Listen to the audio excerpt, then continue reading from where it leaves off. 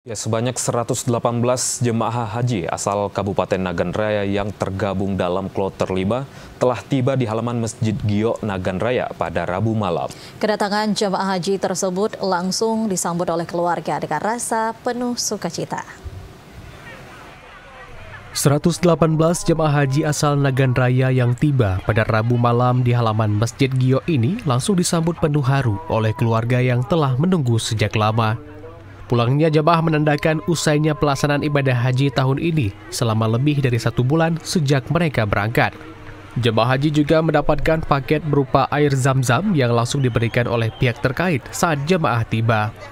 Salah seorang jemaah haji, Mas Nidar, menyampaikan rasa syukur atas terlaksananya ibadah haji musim ini dengan damai, tentram, serta kembali ke tanah air dengan selamat.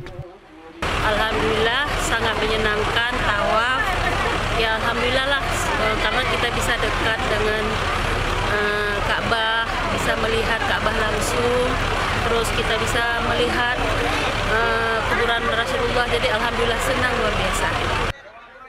Sementara itu, pelaksana harian Kepala Kementerian Agama Kabupaten Nagan Raya, Muhammad Basir, mengatakan para jemaah menjalankan ibadah dengan khusyuk selama di Tanah Suci.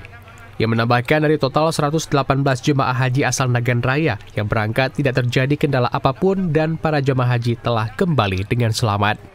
Alhamdulillah sesuai dengan jadual yang telah disampaikan melalui embarkasi dan keberangkatan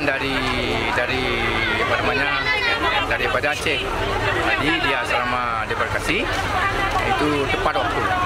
Alhamdulillah tidak ada. Alhamdulillah semua khususnya untuk kita Nagan Raya semua lancar.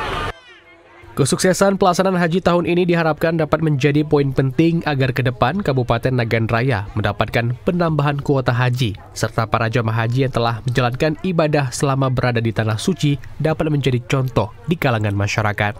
Dari Nagan Raya, Aziz Saputra, TV Raja melaporkan. Labbaik Allahumma labbaik, labbaik la syarika lak labbaik, innal hamda والنعمة لك والملك لا شريك لك